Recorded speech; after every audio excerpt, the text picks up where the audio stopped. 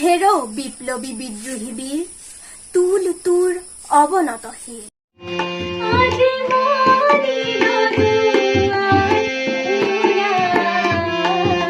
লিখি উলিয়াই এই যুগমীয়া কীৰ্তি, যিটো আমি সকলোৱে এতিয়া পৰজনমৰ সুবলকনত কীৰ্তি শুনো।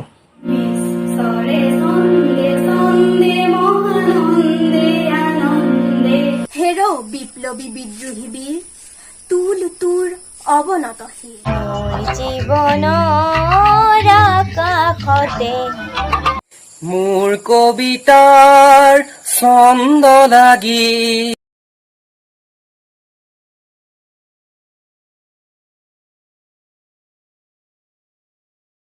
মোৰ নাম শ্ৰী কংকনা কটকী।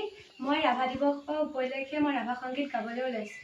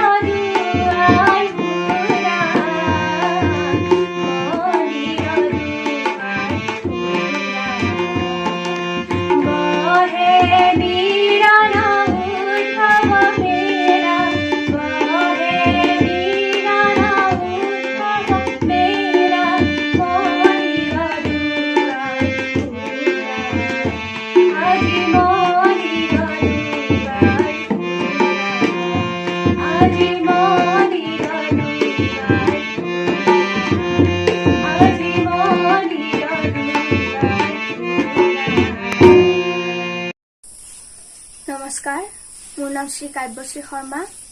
মই আবৃত্তি কৰিবলৈ ওলোৱা কবিতাটিৰ শিৰোনাম হেৰ বিপ্লৱী বিদ্ৰোহী বীৰ, কবি কলাগুৰু বিষ্ণুপ্ৰসাদ ৰাভা। হেৰ বিপ্লৱী বিদ্ৰোহী বীৰ, তুল তোৰ অৱনত শিৰ। অতদিন তই আছিলি সুসুপ্ত পৰপদানত, নিৰ্যাতিত নিপীড়িত দলিত পতিত। আজি এই নতুন যুগত তই জাগ্ৰত। হেৰ হেৰ অগণি যুগৰ ৰঙা ফিৰিঙতি শিখা, জল জল উঠ উঠ আন কাহি। ৰুদ্ৰ কপালৰ ৰক্ত চন্দ্ৰকলা ৰেখা। তুলিল তুলিল সৌ কৰালি কালিৰ হিম ভয়ংকৰ খৰ্গ। ভাং ভাং ভাং ভাং কাৰাৰ কপাল। শত অভিশাপপূৰ্ণ এই দুখময় দুৰ্গ। এই ৰাম নয়ন অভিৰাম। কৃষক জনক সূতা, গোসানী লখিমী সীতা, তোৰ অভিশ্ৰিতা, তোৰ শকতিত সুৰক্ষিতা। তই কৃষ্ণ সুদৰ্শন ধৰি শতৰো সবহাৰী, ফুকি ফুকি পাঞ্চজন্য প্ৰলয় ধ্বনিৰ দশোদিশ পৰিপূৰ্ণ। শোষকৰ দল কৰ তই শূৰ্ণ। তই সভ্যসাচী নৱ পোহৰ ৰচি, অৰ্জুনৰ বিজয়ী গান্ধী বাহুৰ বলেৰে ল তুলিল নহবি নিৰ্জীৱ। হৈ অগ্ৰসৰ মধ্যম পাণ্ডৱ সমসংকুচিকৰ, আলীয় ভংগীত বহি তোৰ প্ৰলয়ংকৰ বাৰ। পুৰণি নৰক্ষেত্ৰ কৰি চুৰমাৰ, স্ৰজ নৱধৰ্ম ক্ষেত্ৰ বুকুত ধৰাৰ। এই অগ্নিগিৰি অগণি উগাৰি, জ্বলা জ্বলা শতলক্ষ পাপনৰ গল হয় দাবানৰ। এই হিমগিৰি শৃংগ গগন চুম্বন উচ্চতা, এই প্ৰশান্তৰ গভীৰতা, উৰ্ণিময় মহাবিশালতা। ধন্যবাদ। বিশ্বৰে ছন্দে ছন্দে মহানন্দে আনন্দে নাচা নাচা তমোহৰ দেও নাচা। বিশ্বৰে ছন্দে ছন্দে মহানন্দে আনন্দে নাচা নাচা তমোহৰ দেও নাচা। বন্দে বন্দে আজি হব ভগত বৃন্দে, বন্দে তব চৰণ কমল বন্দে। বিশ্বৰে ছন্দে ছন্দে মহানন্দে আনন্দে নাচা নাচা তমোহৰ দেও নাচা। জ্বলোৱাৰ ভাগ্নি কতপ হোম বহনি, বিনাশত এন্ধাৰ তব জয়ী অগ্নি। জ্বলোৱাৰ ভাগ্নি কতপ হোম বহনি, বিনাশত এন্ধাৰ তব জয়ী অগ্নি। বিশ্বৰে দেউলৰে জ্ঞানৰে বন্তি, খালুকৰে হাহা উঠক নাচি। অজ্ঞান এন্ধাৰ বিনাশী, অজ্ঞান এন্ধাৰ বিনাশী। পুলকানন্দে বন্দে আজি হব ভগত বৃন্দে, বন্দে তব চৰণ কমল বন্দে। বিশ্বৰে ছন্দে ছন্দে মহানন্দে আনন্দে নাচা নাচা তমোহৰ দেও নাচা। নাচোনৰ তালে তালে পুষ্পিত বননি, সেৱে সেৱে হালে জালে বিকশিত ফুলনি। নাচোনৰ তালে তালে পুষ্পিত বননি, সেৱে সেৱে হালে জালে বিকশিত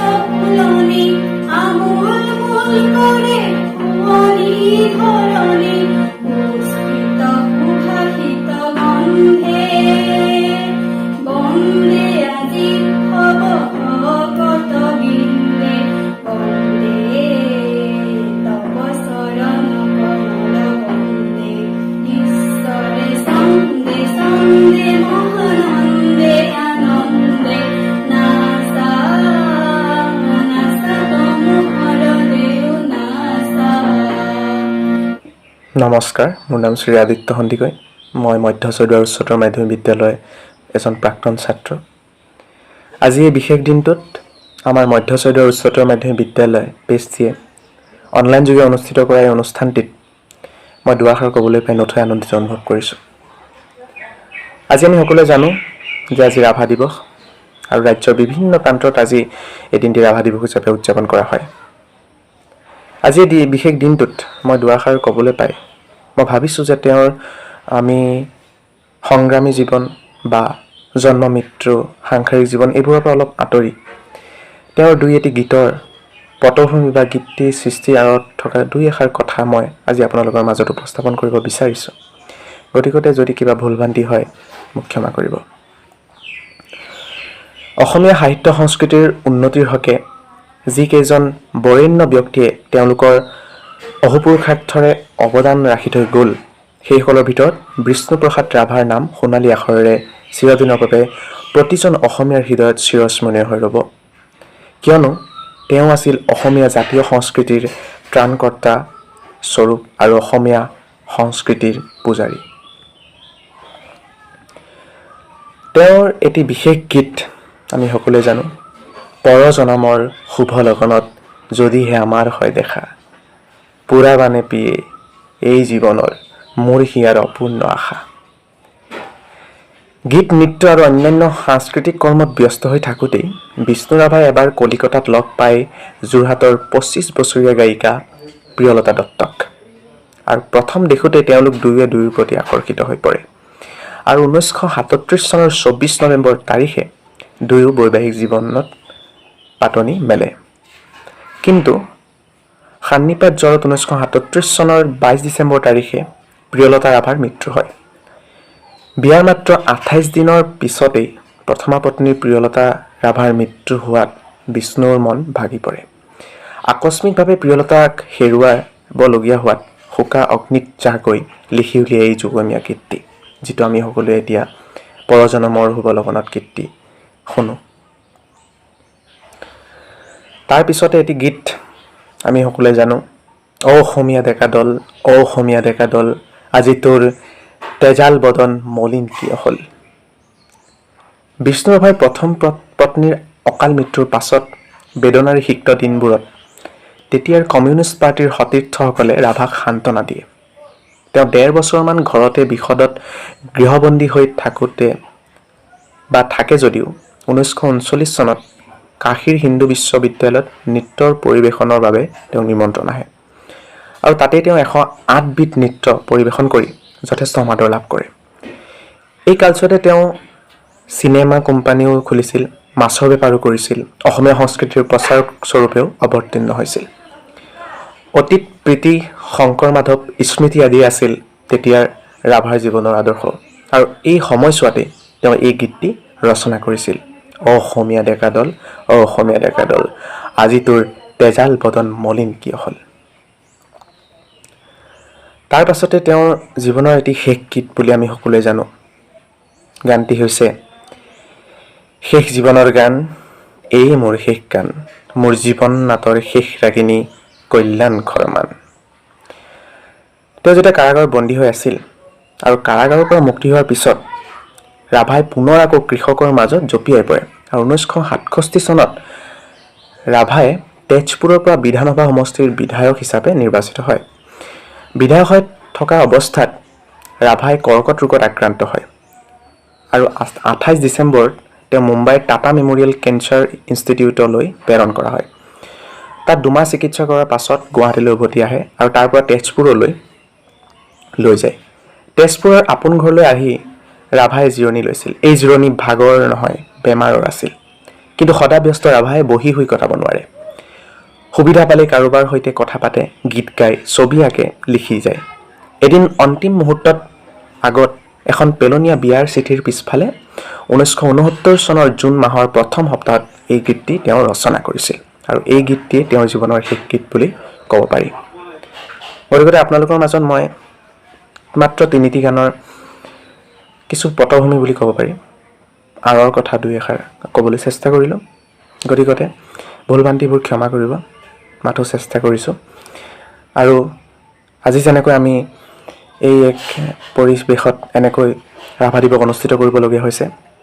আগন্তুক সময়ত যেন এনেকুৱা নহয় তাৰ বাবে আশা ৰাখিছোঁ আৰু সকলোৱে যাতে ভালে থাকক, সুস্থ থাকক। আৰু ইয়াকে কৈ মই চমু বক্তব্য সামৰণি মাৰিছোঁ। ধন্যবাদ। নমস্কাৰ। মোৰ কবিতাৰ ছন্দ লাগি স্পন্দন তোৰ জাগেনে, স্পন্দন তোৰ জাগেনে, কথা মালিকাৰ গন্ধ লাগি সোণৰ সপোন ভাঙেনে, ভাঙেনে, ভাঙেনে, তোৰ সোণৰ সপোন ভাঙেনে, মোৰ কবিতাৰ ছন্দ লাগি স্পন্দন তোৰ জাগেনে, নাচে তৰা ছন্দে ছন্দে বিশ্ব ভৰা মহানন্দে, নাচে তৰা ছন্দে ছন্দে বিশ্ব ভৰা মহানন্দে, সেই উলাহত হৰখ লাগি হিয়াত নাচোন উঠেনে, সেই উলাহত হৰখ লাগি হিয়াত নাচোন উঠেনে, কথা মালিকাৰ গন্ধ লাগি সোণৰ সপোন ভাঙেনে, ভাঙেনে, ভাঙেনে, তোৰ সোণৰ সপোন ভাঙেনে, জন্ধে জন্ধে তুলি সুৰ বাজে মন বাঁহী মোৰ, সেই সুৰতেই হাত কজিলৈ পৰিবনে হিয়াজোৰ, সেই সুৰতেই হাত কজিলৈ পৰিবনে হিয়াজোৰ, চেৱে চেৱে ফুলে ফুল গোন্ধতে আমোল মোৰ, চেৱে চেৱে ফুলে ফুল গোন্ধতে আমোল মোৰ, সেই চেৱতে পুলক জগাই এবাৰ হিয়াই নাচেনে, সেই চেৱতে পুলক জগাই এবাৰ হিয়াই নাচেনে, কথা মালিকাৰ গন্ধ লাগি সোণৰ সপোন ভাঙেনে, ভাঙেনে, ভাঙেনে, তোৰ সোণৰ সপোন ভাঙেনে, মোৰ কবিতাৰ ছন্দ লাগি স্পন্দন তোৰ জাগেনে,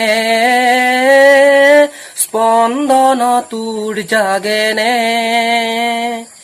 কথা মালিকাৰ গন্ধ লাগি সোণৰ সপোন ভাঙেনে, ভাঙেনে, ভাঙেনে, তোৰ সোণৰ সপোন ভাঙেনে, তোৰ সোণৰ সপোন ভাঙেনে, তোৰ সোণৰ সপোন ভাঙেনে। নমস্কাৰ, মোৰ নাম মিছ অৰ্পিতা শইকীয়া। মই মধ্য চৈদুৱাৰ উচ্চতম মাধ্যমিক বিদ্যালয়ৰ এগৰাকী দ্বাদশ শ্ৰেণীৰ ছাত্ৰী। এইবাৰ 20 জুন ৰাভা দিৱস উপলক্ষে মই এটি ৰাভা সংগীত পৰিৱেশন কৰিবলৈ চেষ্টা কৰিছোঁ।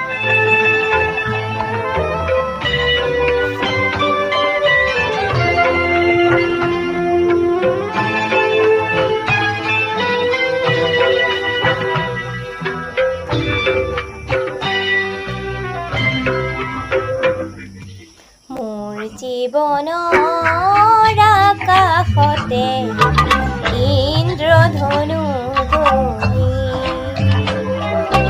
মোৰ জীৱনৰ আকাশতে ইন্দ্ৰধনু গঢ়ি,